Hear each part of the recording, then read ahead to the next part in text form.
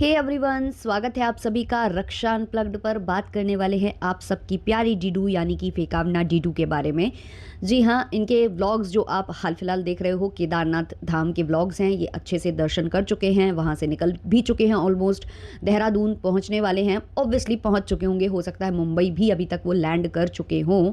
लेकिन ये जो पिछले कुछ दिनों में उनके व्लॉग्स आए हैं धाम से रिलेटेड, पहले मैंने सोचा था कि मैं इस पर कोई भी रिएक्शन नहीं दूंगी, लेकिन फिर मेरे सामने आ जाता है एक व्लॉग। जी हाँ, एक व्लॉग आया मेरे सामने। एक जानी मानी यूट्यूबर हैं, 7 लाख से ऊपर इनके सब्सक्राइबर्स हैं, रूबी नागर नाम है इनके चैनल का। और जब मैंने इनका व्लॉग देखा, इनके पूरे स्ट्रगल को देखा, जो ये केदारनाथ की जर्नी पर निकली हुई थी, जो जो प्रॉब्लम्स इन्होंने फेस की हैं, जो बिना दर्शन इनको वहाँ से लौटना पड़ा है, जब मैंने उनका स्ट्रगल देखा, तब फिर मुझे लगा कि दीदू के स्ट्रगल पर बात की जानी चाहिए। क्योंकि दीदू के अलग ही स्ट्रगल्स होते हैं, दीदू के स्ट्रगल्स होते हैं हर जगह अलग अलग। और थोड़ा सा स्ट्रगल क्या कर लें दीदू, तो उसको जो है वो बार बार कैमरे पर फ्लॉन्ट करने लग जाती हैं।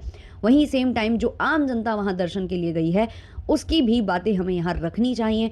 तो हम डिटेल में डिस्कस करेंगे कि क्यों, क्या, कैसे, क्या हुआ है, जो मैं यहाँ मतलब ये ब्लॉग लेकर आई हूँ। तो शुरू करेंगे, लेकिन उससे पहले लाइक शेयर सब्सक्राइब आप ये सब कर देना, जिनको मेरे जो पॉडकास्ट है दीदू के ऊपर वो पसंद आते हैं। तो बाकी और भी छोटी छोटी चीज़ें डिस्कस करनी है। लेकिन कुछ लोग जो बोलते हो ना कि मैडम मत बोला करो इसको, ये वो फलाना ठिकाना, तो मैडम बोलने से क्या ही हो जाता है। मतलब मेरी उनसे कोई पर्सनल दुश्मनी तो है ही नहीं है। वैसे ही हम उनका नाम चेंज करके बात करते हैं, क्योंकि ऑब्वियसली कॉपीराइट के कुछ इश्यूज़ होते हैं। उसके बावजूद अब क्या हम गाली देकर बात करने लग जाएं? सो ये पॉसिबल नहीं है। मैडम कोई कह देने से कुछ बड़ा छोटा नहीं हो जाता है ना।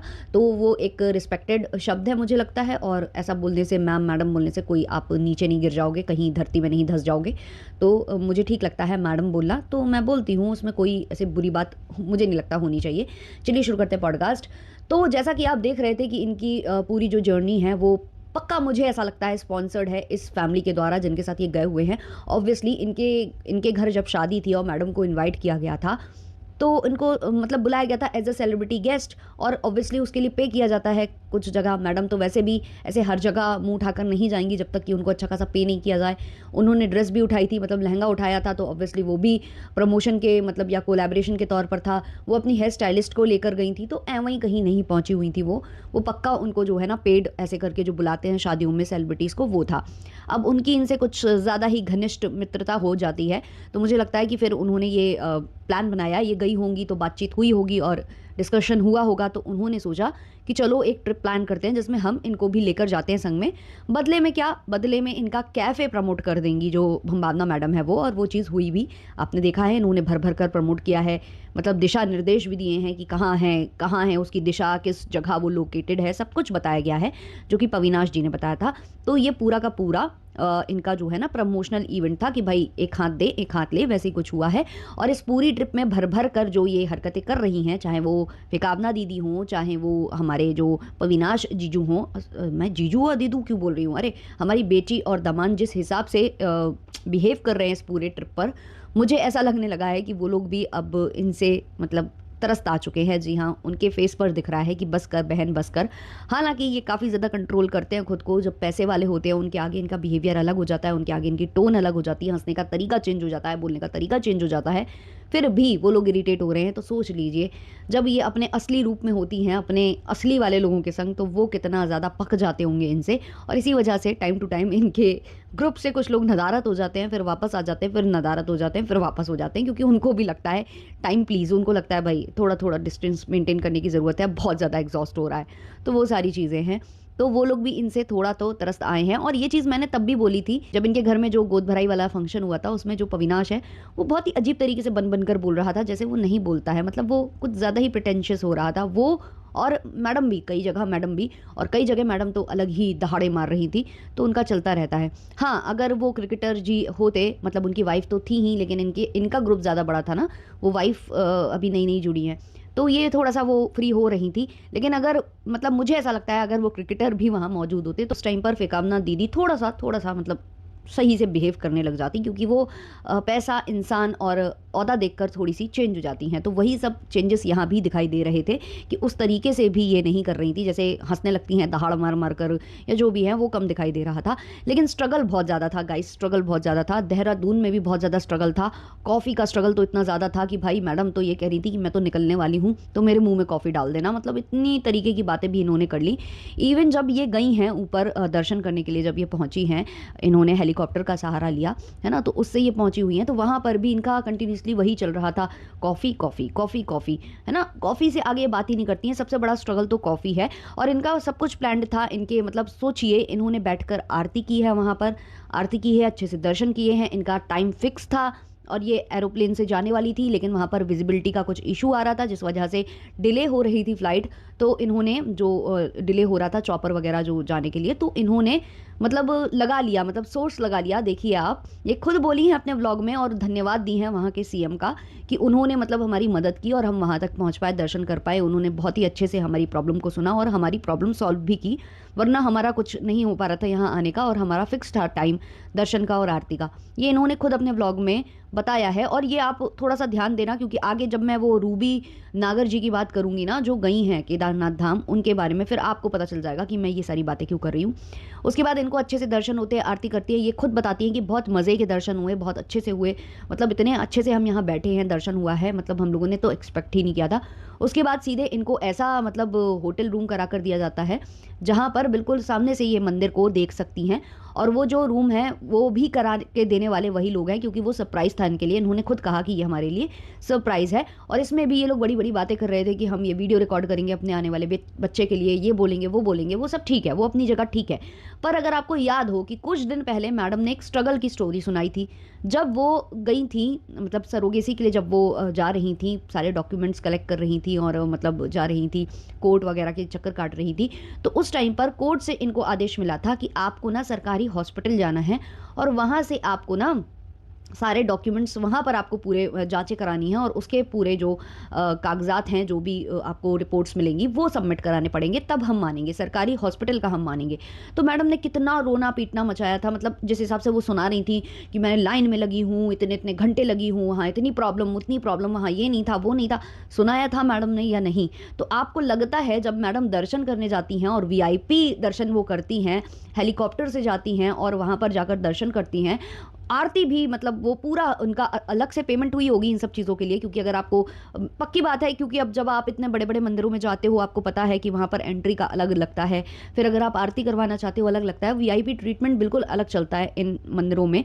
तो ऑब्वियसली ये आरती अगर इन्होंने की है तो उसका अलग से सब कुछ हुआ होगा।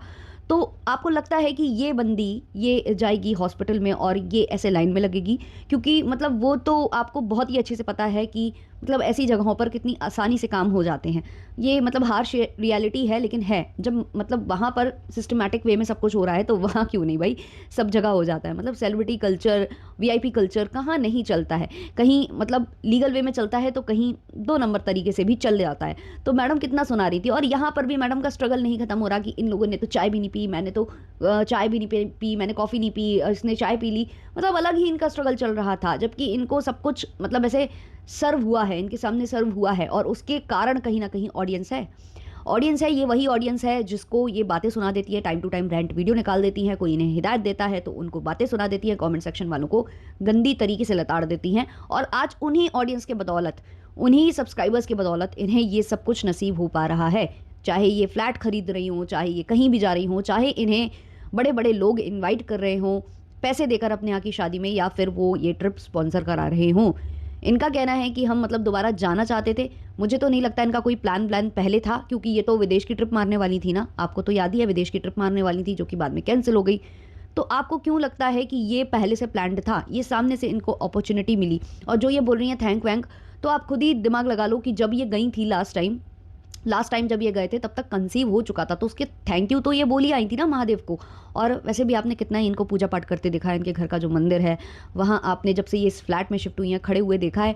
जब इनके घर में वो सत्यनारायण भगवान जी की पूजा, मतलब वो जो गृह प्रवेश की जो पूजा हुई थी, बस वही पूजा हुई थी, उसके बाद से आपने इनको कुछ करते देखा है। हाँ, जब गणपति जी आएंगे तब ये कुछ ज़्यादा ही पूजा पाठी और वो सब बन जाती हैं, लेकिन बहुत सारे टेम्पल्स इनके खुद के इनके खुद की सिटी में भी है, कहीं आप वहाँ जाते दिखे। हाँ, गई थी एक बार, जब ये कोलैबोरेशन कर रही थी किसके साथ, गोविंदा जी की वाइफ सुनीता आहूजा जी के साथ। तो इसलिए ये लोग ना फेक करते हैं, हर एक चीज़ को फेक करते हैं। इनके मन में कितनी आस्था है, क्या है, ये हमें ज़्यादा बताने की ज़रूरत नहीं है।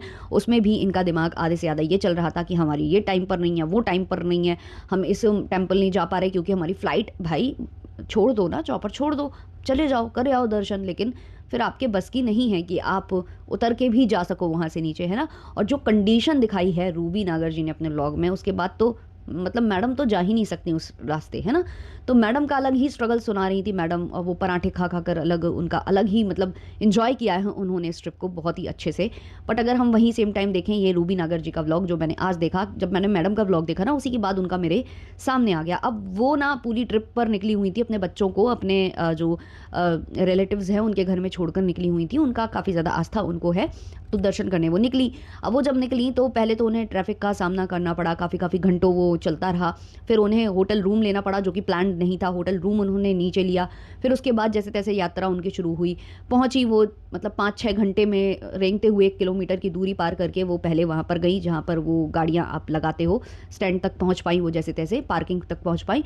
और उसके बाद उन्होंने पैदल यात्रा शुरू की। अब उनकी पैदल यात्रा ऐसी थी कि मतलब पूरा जो रास्ता है वो इतना ख़राब है, इतना ख़राब है वो, मतलब उन्होंने जो दिखाया है ना, मतलब इतनी तो ख़राब वहाँ की जो चलने वाली रास्ता है वो ही है। उसके बाद बारिश वगैरह हो जाती है, पानी गिर जाता है तो वो अलग ही स्लिपरी हो जाता है, बहुत ही बुरी कंडीशन है। इवन वहाँ पर जो लोग घोड़ों पर बैठकर जाते हैं ना, खच्चर पर बैठकर जो जाते हैं ऊपर तक जाते हैं, उनके जो खच्चर हैं वो खुद ही गिर गिर पड़ रहे थे। वो खुद उस रास्ते के लिए यूज टू नहीं हो पा रहे थे, बार बार वो गिर रहे थे। और उससे हो क्या रहा था कि खुद वो जो जानवर है उसको भी चोट पहुँच रही थी, और जो उसके ऊपर बैठे हुए थे वो भी धड़ाम से गिरते थे, उनको भी चोट पहुँच रही थी।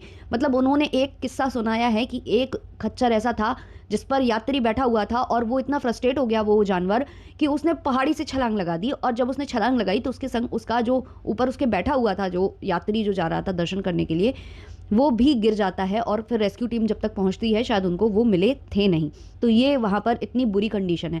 और उन्होंने ये भी बताया कि जो पैदल चल रहे हैं ना उनको कोई देखता नहीं है, सीधे धक्का देते हुए निकल जाते हैं। जब भी ये घोड़े वगैरह खच्चर वगैरह निकलते हैं तो आप गिरो, आपको चोट लगे, उनको कोई लेना देना नहीं है। छोटे छोटे बच्चों के हाथ पैर टूट रहे थे, ये सब उन्होंने बताया। ये तो चलो स्ट्रगल था ही था, आप पूरा जानते बूझते कहीं अगर जाते हो कि भाई स्ट्रगल तो आपको फेस करना पड़ेगा, ये सारे जो भी सफ़र है वो आपको करना पड़ेगा। लेकिन कम से कम आपको दर्शन तो मिलते हैं। उनको दर्शन नसीब नहीं हुए। उन्होंने बताया कि वो गई टेंट में, उन्होंने जैसे तैसे रात बिताई। रात में काफ़ी ठंड हो गई थी तो वो नहीं सो पाए उन टेंट्स में। उनका कहना है कि हमें थोड़ी देर के लिए हीटर प्रोवाइड किया गया क्योंकि पैसे अच्छे खासे लिए गए थे। फिर वो हीटर भी रात में वो ले जाते हैं 1-2 घंटे के बाद। उसके बाद पूरी सर्दी में उनका वो टाइम बीता, वो नहीं सो पाए और 3-3:30 बजे से वो लाइन में लग गए जहाँ पर टोकन वगैरह वगैरह मिलना था, वो सब की लाइन में लगे। और फिर वहाँ पर उन्होंने बताया कि वीआईपी कल्चर इतना ज़्यादा है, जो लोग हेलीपैड हेलीकॉप्टर यहाँ से आ रहे होते हैं तो उनको अलग लाइन रहती है, उनकी वीआईपी कल्चर है, उनको दर्शन मिलता है, सब कुछ मिलता है। और जो नॉर्मल लोग पहुँचे हुए हैं वो 5-5, 6-6 दिन लाइन में खड़े ही हुए हैं और कुछ पता नहीं है कि उनको दर्शन मिलेंगे या नहीं मिलेंगे। और वहाँ का जो पूरा सिस्टम है इतना बुरा है, लोगों के चप्पल जूते उठाकर वो कचड़ों में डाल देते हैं, उन्हीं चप्पल जूतों को उठाकर किसी को बेच देते हैं। 10-10, 15-15 हज़ार के लोगों के जो जूते हैं वो चले जाते हैं। उसके अलावा भी ज़रा सा अगर आपने चूचा की तो वहाँ पर डंडे लेकर पिटाई विटाई करना भी स्टार्ट कर देते हैं वो वहाँ के मतलब जो भी यात्री आए हैं उनके साथ। और 5-5 दिन तक आपको लाइन में खड़ा रहना पड़ता है और कोई ठिकाना नहीं है कि आपको दर्शन मिलेंगे या नहीं मिलेंगे। काफ़ी लोग थक हार कर एक दूसरे की कहानी सुनकर वो समझ जाते हैं कि हमें दर्शन नहीं मिलने वाले हैं, तो वो क्या करते हैं आसपास ही दिया रखते हैं और वहाँ से निकल जाते हैं, दर्शन करके बाहर से ही हाथ जोड़कर निकल जाते हैं। और वही सेम उनके साथ हुआ। 5 घंटे तक लाइन में खड़े होने के बाद जब उन्होंने आसपास के लोगों की बातें सुनी, उनका कहना है चींटियों की तरह रेंग रहे थे, मतलब ज़रा सा भी आगे वो नहीं बढ़े थे इन 5 घंटे में। उन्हें लग रहा था कि मे बी आज रात तक ही दर्शन हो जाए तो वो भी बहुत बड़ी बात है। बट जब उन्हें समझ में आ गया कि ऐसा कुछ नहीं होने वाला है तो वो वहीं से फिर निकल जाती हैं। काफ़ी ज़्यादा वो रो रही थी। और जब मैंने वो पूरी कहानी उनकी सुनी है, ये तो बहुत ही कम पार्ट मैंने आपको बताया, आप जाकर उनका वीडियो देख सकते हो। मतलब उन्होंने जो स्ट्रगल सुनाया है ना यार, हद है हद। मतलब छोटे छोटे बच्चे सब इतना सफ़र कर रहे हैं मेडिकल की टीम वगैरह को लेकर, बहुत सारा मतलब वहाँ का जो मतलब सिस्टम है वो इतना ज़्यादा बिगाड़ रखा है, इतना ज़्यादा बिगाड़ रखा है आम जनता के लिए। आम जनता जो कि मतलब वीआईपी कल्चर फॉलो नहीं कर रहे हैं, कुछ थक हार कर जो है टिकट्स ले लेते हैं वीआईपी वाले और कर लेते हैं दर्शन, और बाकी जो नहीं अफ़ोर्ड कर सकते या नहीं वो ऐसा करना चाहते, उनका कहना है वो भी अच्छा खासा चैनल ओन करती हैं। वो यही बोल रही थी कि मैं चाहूँ तो ले सकती थी मैं टिकट, लेकिन मैंने इसलिए नहीं लिया, मैंने इसलिए वो वीआईपी वाली लाइन नहीं चुनी, क्योंकि जब मैंने वहाँ देखा कि रवैया ऐसा है, भगवान के लिए पूरी आस्था है, भगवान की इसमें कोई गलती नहीं है, लेकिन वहाँ का जो सिस्टम है वो जिस तरह से वर्क कर रहा है, उसकी वजह से मैं इतनी आहत हुई हूँ कि फिर मैंने दर्शन नहीं किया और फिर वो वापस आ जाती हैं। तो वो जब मैंने देखा और फिर मैंने मैडम का ये पूरा देखा ना, तो ज़मीन आसमान का अंतर था। फिर भी मैं देख रही थी कि मैडम की कंप्लेंट्स ख़त्म होती नहीं है, हर जगह जहाँ भी जाती हैं छोटी मोटी कंप्लेन उनकी हो ही जाती, कुछ नहीं तो कॉफ़ी बीच में घुस जाती है ना। तो ये जब मैंने देखा तो मुझे बहुत बुरा फील हुआ और मुझे लगा कि इस चीज़ को हमें डिस्कस करना चाहिए। बाकी आप अपने ओपिनियंस मेरे कमेंट सेक्शन में ज़रूर शेयर करिएगा। मिलते हैं जल्द ही नेक्स्ट वीडियो नेक्स्ट पॉडकास्ट के संग, तब तक के लिए टाटा बाय बाय।